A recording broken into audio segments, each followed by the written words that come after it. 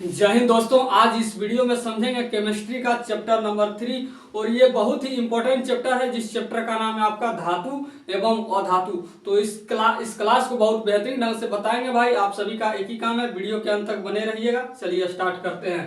इस चैप्टर का सबसे पहला टॉपिक है आपका तत्व। तो तत्व को समझेंगे कि तत्व क्या होता है, तत्व किसे कहते हैं। वैसे पदार्थ जो एक ही प्रकार के परमाणुओं से मिलकर बना होता है।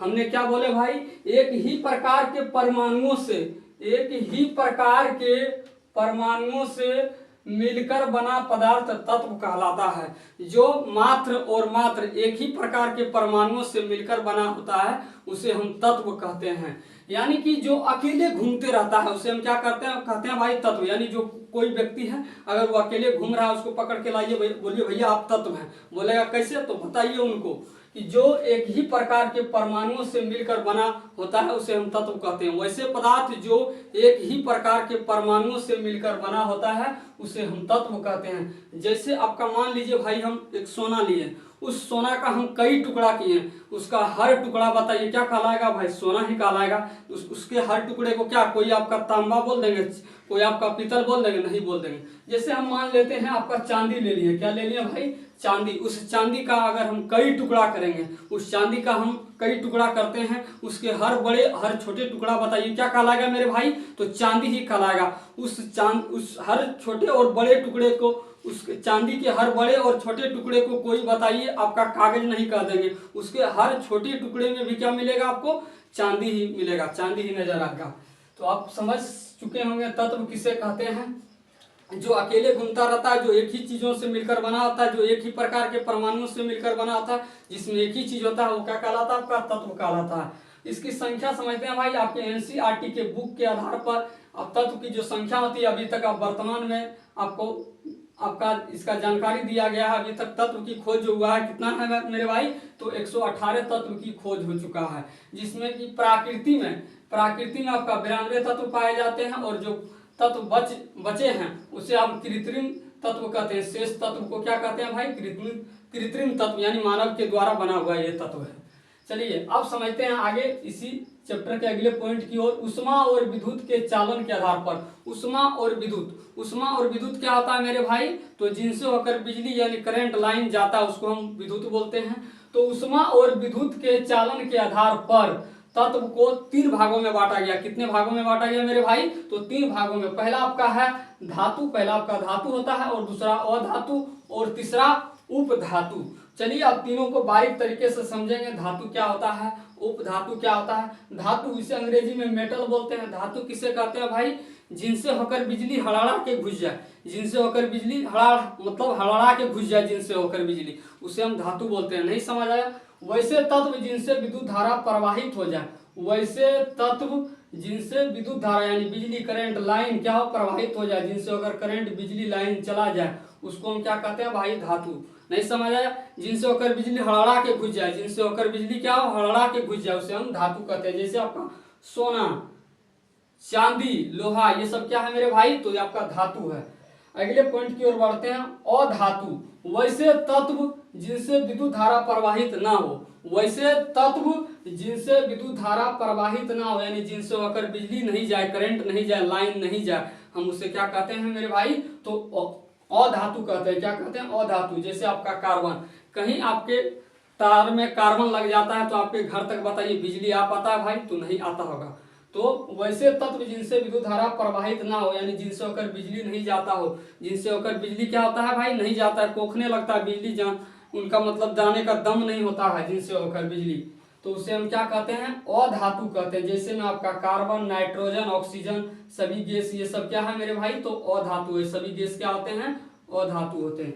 अब चलिए समझते हैं धातु के भौतिक गुण। धातु के 2 गुण होते हैं मेरे भाई। एक आपका फिजिकल आपका गुण होता है, क्वालिटी, एक आपका रिएक्शन क्वालिटी होता है, यानी आपका एक रासायनिक आपका गुण होता है। तो फिजिकल यानी भौतिक गुण किसे कहते हैं भाई, तो जो मतलब चेंज नहीं होता उसको हम भौतिक गुण कहते हैं, वही चीज रहता है। और जो मतलब जो है एक या दो चीजों से मिलकर क्या होता है, नया पदार्थ बन जाता है, नया चीज बन जाता है, उसे हम क्या कहते हैं, रासायनिक कहते हैं। तो यहाँ भौतिक गुण समझेंगे धातु के भौतिक गुण। धातु में जो भौतिक गुण होता है, सबसे पहली गुण जो होता है धातु का भौतिक गुण, जितने भी धातु होते हैं उसकी सतह जो होता है, जितने भी धातु होते हैं भाई, सभी धातु उनके सतह जो होते हैं चमकदार होते हैं। क्या होते हैं? चमकते हैं। जैसे में आपका सोना, चांदी, लोहा, ये सारे ये सभी क्या है? धातु हैं। अब इनके दूसरे भौतिक गुण देखते हैं। कठोरता। धातु जो होते हैं भाई, अधिकांश धातु, ये धातु जो होते हैं क्या होते हैं मेरे भाई? कठोर होते हैं। क्या होते हैं? मजबूत होते हैं। जैसे आपका लोहा, तांबा आदि अधिकांश धातु क्या होते हैं? कठोर होते हैं। तो ये धातु के दूसरे भौतिक गुण है। लेकिन आपका लिथियम और आपका सोडियम, पोटेशियम, ये क्या होते हैं? मुलायम होते हैं। धातु कठोर होते हैं, यानी मजबूत होते हैं, कठोर होते हैं। जैसे में आपका लोहा, तांबा, ये सब क्या होते हैं? कठोर होते हैं। लेकिन कुछ धातु हैं जो क्या क्या है? तो लिथियम, सोडियम, पोटेशियम, ये सब क्या होते हैं? मुलायम होता है। तो आपसे सवाल पूछा जाता है किस धातु को चाकू से आसानी से काटा जा सकता है? तो किसकी धातु को चाकू से आसानी से काटा जाता है मेरे भाई? तो लिथियम, सोडियम और पोटेशियम को आसानी से काटा जा सकता है। अब चलिए धातु के अगले भौतिक गुण को देखते हैं। इलेक्ट्रॉन। धातु तत्व जो होते हैं वो इलेक्ट्रॉन दाता होते हैं। धातु तत्व जो होते हैं मेरे भाई इलेक्ट्रॉन दाता होता है। धातु तत्व जो होते हैं इलेक्ट्रॉन दाता होता है। इसका कहने का मतलब हुआ, कोई भी धातु जो होता है वो अपने बाह्यतम कक्षा में 8 इलेक्ट्रॉन चाहते हैं। कितना इलेक्ट्रॉन चाहते हैं भाई? 8 इलेक्ट्रॉन चाहते हैं। तो देखिए हम सोडियम का अगर मान लेते हैं, ले लेते हैं, इसका आपका परमाणु संख्या कितना होता है मेरे भाई? 11। इसका इलेक्ट्रॉनिक विन्यास 2, 8, 1। तो इसके बाह्यतम कक्षा में कितने इलेक्ट्रॉन है? 1 इलेक्ट्रॉन है। कोई भी धातु जो होते हैं अपने बाह्यतम कक्षा में 8 इलेक्ट्रॉन चाहते हैं, तो इसके पास एक ज्यादा है। क्या है? एक ज्यादा है। तो इसके पास इतना भी क्षमता नहीं है कि आपका ये 1 इलेक्ट्रॉन क्या आपका क्या करे? 7 इलेक्ट्रॉन किसी से ले ले। तो इतना क्षमता भी नहीं है। लेकिन ये आपका क्या करेंगे? नहीं है 7 इलेक्ट्रॉन ले सकते हैं, लेकिन 1 इलेक्ट्रॉन किसी को ये क्या करते हैं? दे सकते हैं। ये धनवान है, मतलब धनवान है, ये दे सकते हैं। तो 1 इलेक्ट्रॉन को क्या किया? ये इन्होंने दे दिया। तो दे देना क्या कहलाता है भाई? दाता। क्या कहलाता है? दाता। तो धातु तत्व जो होता है इलेक्ट्रॉन दाता होते हैं। क्या होते हैं? इलेक्ट्रॉन दाता होते हैं। हर धातु अपने बाह्यतम कक्षा में 8 इलेक्ट्रॉन चाहते हैं, तो इसके बाह्यतम कक्षा में 1 इलेक्ट्रॉन है। इसके पास इतनी भी क्षमता नहीं है कि ये 7 इलेक्ट्रॉन किसी से ले ले। तो लेकिन क्या ये तो कर सकते हैं? इलेक्ट्रॉन दे सकते हैं। तो 1 इलेक्ट्रॉन दे दिए। इसके बाह्यतम कक्षा में कितना इलेक्ट्रॉन बचा? 8 इलेक्ट्रॉन। तो 1 इलेक्ट्रॉन क्या किए? दिए। तो धातु तत्व जो होता है इलेक्ट्रॉन दाता होते हैं, इलेक्ट्रॉन देने वाले होते हैं, ये लेने वाले नहीं होते। जैसे आपका सोडियम हो गया, आपका मैग्नीशियम हो गया। चलिए आप इसकी रूप अवस्था को देखते हैं। रूप अवस्था धातु के भौतिक गुण में अगले हम देखते हैं रूप अवस्था इसका कैसा होता। तो धातु जितने भी होते हैं भाई, ये कमरे के ताप पर ठोस होते हैं। धातु जो होता है, जैसे जिस ताप पर, टेम्परेचर पर हम वीडियो बना रहे हैं कमरे में, धातु कमरे के ताप पर क्या होते हैं मेरे भाई? तो ठोस होते हैं। लेकिन कुछ ऐसे भी धातु हैं, लेकिन मरकरी यानी पारा जो होता है या द्रव अवस्था में होते हैं।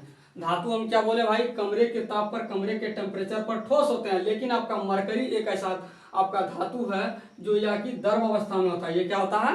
पारा आपका द्रव अवस्था में होते हैं। ध्यान में रखिएगा। तन्यता। अब इसके अगले गुण को देखते हैं, अगले क्वालिटी को। तन्यता।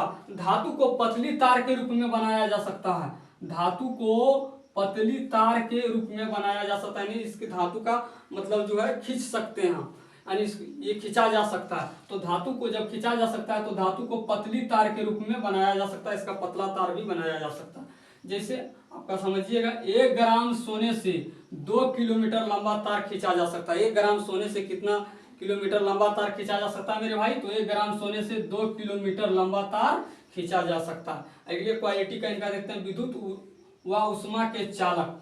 धातु जो होते हैं वो विद्युत व उष्मा के क्या होते हैं? चालक होते हैं। धातु विद्युत और उष्मा के चालक होते हैं। धातु जो होता है विद्युत व उष्मा के चालक होते हैं। धातु विद्युत व उष्मा के चालक होते हैं। इसके कहने का मतलब है इनसे होकर बिजली क्या होती है? जाती है, और जाने के बाद क्या होता है? उसमें लाइट में आपका उष्मा आता है, प्रकाश निकलता है। तो धातु जो होता है मेरे भाई विद्युत व उष्मा के क्या होते हैं? चालक होते हैं। जैसे आपका चांदी, तांबा, ये सब क्या है? धातु के आपका क्या होते हैं? चालक होते हैं। ये क्या होते हैं? विद्युत व उष्मा के धातु बोलते हैं। ये विद्युत और उष्मा के क्या होते हैं? चालक होते हैं। इनसे होकर बिजली क्या होती है? जाती है। लेकिन सीसा और पारा जो है ये आपका क्या होते हैं? धातु होते हुए भी क्या होते हैं? विद्युत के और उष्मा के क्या होते हैं? कुचालक होते हैं। क्या होते हैं? विद्युत और उष्मा के क्या होते हैं मेरे भाई? तो आपका क्या होते हैं? कुचालक होता है। आपसे पूछा जाएगा किस विद्युत का सबसे अच्छा चालक कौन होता है? तो बोलिएगा मेरे भाई चांदी। लेकिन सीसा और पारा ये आपका जो है धातु होते हुए भी क्या है, ये उष्मा के क्या होते हैं, कुचालक होते हैं, इनसे होकर बिजली करंट क्या होता है, नहीं जाता है। तो आप सभी को समझ आया होगा। अब आगे बढ़ते हैं भाई। अधातु, अधातु किनको बोलते हैं भाई? जिनसे होकर बिजली प्रवाहित ना हो, जिनसे होकर करंट नहीं जाए, लाइन नहीं जाना चाहे, उसको हम अधातु कहते हैं। जैसे आपका हम बोले भाई आपका लकड़ी, प्लास्टिक, ये सब कार्बन, सभी गैस, ये क्या है, अधातु है। अब चलिए इसके भौतिक गुण को देखते हैं। धातु के चमक, और धातुओं में चमक नहीं होती है। धातु में क्या होता है भाई, चमक होते हैं, लेकिन अधातुओं में क्या होती है, चमक नहीं होते हैं। जैसे आपका कार्बन, कार्बन में आपका कोयला में यानी कार्बन ज्यादा पाया जाता है। जैसे आपका कार्बन, ये सब क्या है, अधातु है। लेकिन आयोडीन आपका जो है भाई, क्या अधातु होते हुए भी, अधातु होते हुए भी इसमें क्या होता है, बहुत ज्यादा ही चमक होता है। लेकिन आयोडीन क्या होता है, आयोडीन में चमक होती है। हम बोले अधातुओं में चमक नहीं होते हैं, जैसे आपका कार्बन, कोयला, लेकिन आपका आयोडीन जो है अधातु होते हुए इसमें क्या होता है, चमक होते हैं। तो कुछ ऐसे अधातु होते हैं। अधिकांश अधातुओं में क्या होते हैं, चमक नहीं होते। कठोरता, अधातु कठोर नहीं होते हैं। अधातु क्या होते हैं भाई, कठोर नहीं होते, यानी ये मतलब इसको तोड़ने पर ये भंगुर हो जाते हैं, यानी टूट जाते हैं बहुत जल्द। जैसे आपका कोयला, लेकिन कोयला क्या है आपका, अधातु है। लेकिन आपका जो हीरा क्या है, हीरा आपका अधातु होते हुए ये क्या होता है, सबसे कठोर होता है। क्या होता है मेरे भाई, कठोर होता है। ये अपवाद है, ध्यान में रखिए। अवस्था, इनकी अवस्था समझते हैं हम। अधातु कमरे के ताप पर या तो ठोस या गैसीय अवस्था में होते हैं। अधातु जो होता है कमरे के ताप पर या तो ठोस या गैसीय अवस्था में होते हैं। लेकिन आपका एक ऐसे आपका अधातु है ब्रोमीन, जो कि द्रव अवस्था में होते हैं। कौन से ऐसे अधातु हैं जो कि द्रव अवस्था में पाए जाते हैं, द्रव अवस्था में होते हैं? तो आपका एक मात्र अधातु है जो क्या है, ब्रोमीन। क्या है मेरे भाई, ब्रोमीन। ये VVI, ध्यान में रखिएगा इस बात को।